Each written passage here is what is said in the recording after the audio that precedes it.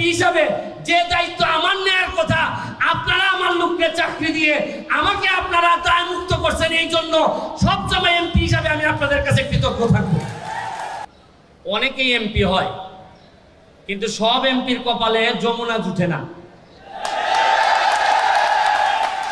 আমি এমন ভাগ্যবান এমপি যে আমার কপালে যমুনা জুটছে।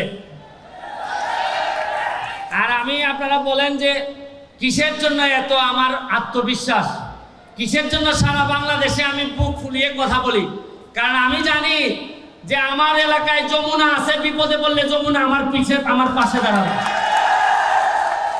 আমি শুরুতেই আত্মার মাগফিরাত কামনা করি আমাদের বাবুল সাহেব, নুরুল ইসলাম বাবুল সাহেবের। যে আমার একটা ইচ্ছা ছিল, উনি জীবিত থাকতে আমি যদি এই জায়গার এমপি হইতাম, হয়তো ওনার সাথে আমার দেখা হইতো। অনেক অবদান আছে ওনার বাংলাদেশের অর্থনীতিতে। যাই হোক, আমি যে জায়গায় বসি সংসদে, এইটার সামনের সিটেই বসেন হচ্ছেন গিয়ে সালমা ইসলাম, আমাদের মাননীয় এমপি, উনি বসেন। এবং এই কারণে আমরা অনেকটাই পাশাপাশি।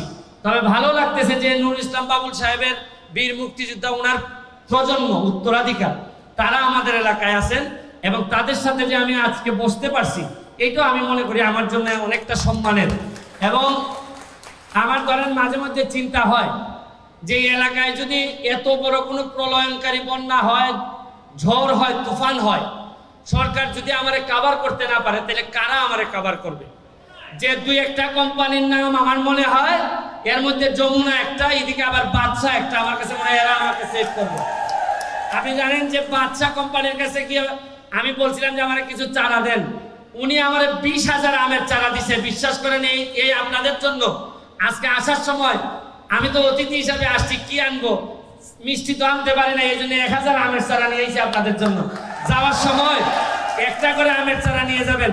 এগুলা বগুড়ার আমের চারা, আম যেভাবে মিষ্টি হবে, আমার একটা বিশ্বাস, আজকে যারা জিপিএ 5 পাইছেন, তারা ওই ধরনের আম গাছ যারা বড় হয়ে আমাদেরকে মিষ্টি করবেন, আমাদেরকে মিষ্টি দেবেন।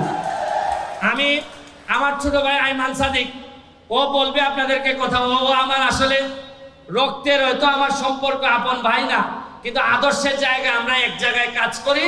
আমরা বঙ্গবন্ধুর সোনার বাংলার জন্য যা যা করা দরকার নিজেদের পক্ষ থেকে আমরা সর্বোচ্চ করার চেষ্টা করতেছি। আমি আমার এলাকায় তাকে স্বাগতম জানাচ্ছি। আমি বক্তব্য লম্বা করব না, আমাদের হেলিকপ্টারও চলে যাবে। আমার একটা জানাজা আছে, আমি জানাজা অ্যাটেন্ড করতে হবে। শুধু আপনাদেরকে একটা কথা বলি, আপনারা যারা জিপিএ 5 পেয়ে এখানে আসছেন, 19টা স্কুলের লোকজন আসছেন, আপনারা কারা জানেন? আমারে যদি কেউ জিজ্ঞেস করে আপনার কাছ থেকে এমপি পদটা নিবে কে, যে কে হবে আমার পরে এমপি, কে আইসা আমারে বলবে যে ব্যারিস্টার সাহেব হইছে, বয়স হইছে, এখন যান, আমি আমার যোগ্যতা সম্পন্ন আমি এমপি হব। আমার একটা বিশ্বাস, ওই 19টা স্কুলের কেউ না কেউ আমাকে বিদায় দিবে। আমি আপনাকে স্বাগতম এখনই জানাচ্ছি। আমার একটা বিশ্বাস, আমার ছেলে মেয়ে আমার কাছ থেকে এমপি পদ নিলে যতটুকু খুশি হব, তার চেয়ে বেশি খুশি হব।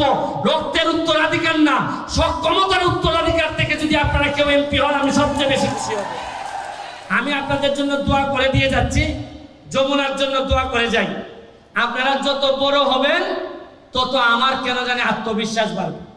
আমি কখনো এমন কোন এমপি না যে আইসা বলবো যে ভাই আমারও একটু ভাগ দেন, এই টাইপের এমপি আমি না। আপনাদের জন্য যা যা লাগে, এক এমপি হিসাবে বেতন ছাড়া মনে করবেন যমুনার কর্মচারী হিসাবে যমুনাকে আমি প্রোটেক্ট করবো, এটা আপনারা নিশ্চিত থাকবেন। এবং কেন করব? আমার স্বার্থ কি? কারণ যমুনা যদি ভালো থাকে, যমুনা যদি বেঁচে থাকে, তাইলে তো আমার যে দায়িত্ব, 100টা ছেলে মেয়েরে পাঠায় বলতে পারবো ম্যাডাম, বা বলতে পারবো শামীম ভাই এদেরকে একটু চাকরি দেন। চাকরি তো আপনি দিচ্ছেনই, আমি তো আপনাদের কাছে ঋণগ্রস্ত এমপি হিসাবে যে দায়িত্ব আমার নেওয়ার কথা, আপনারা আমার লোককে চাকরি দিয়ে আমাকে আপনারা দায় মুক্ত করছেন। এই জন্য সবসময় এমপি হিসাবে আমি আপনাদের কাছে কৃতজ্ঞ থাকবো। পড়াশোনার পথটাকে আরো সুগম করেন। তাইলে আমি যে মাধবপুর সোনারঘাটকে পর্যটন নগরী বানানোর চেষ্টা করতেছি, আপনারা চিন্তাই করতে পারবেন না রাষ্ট্র কি পরিমাণ বরাদ্দ দেয়। এই বরাদ্দরে কাজে লাগানোর শপথ যেহেতু আমি নিছি, আপনারা শুধু পড়াশোনা করেন, বাকি ইতিহাস তৈরি করার দায়িত্ব আমি নিব। ভালো থাকবেন, সুস্থ থাকবেন। জয় বাংলা।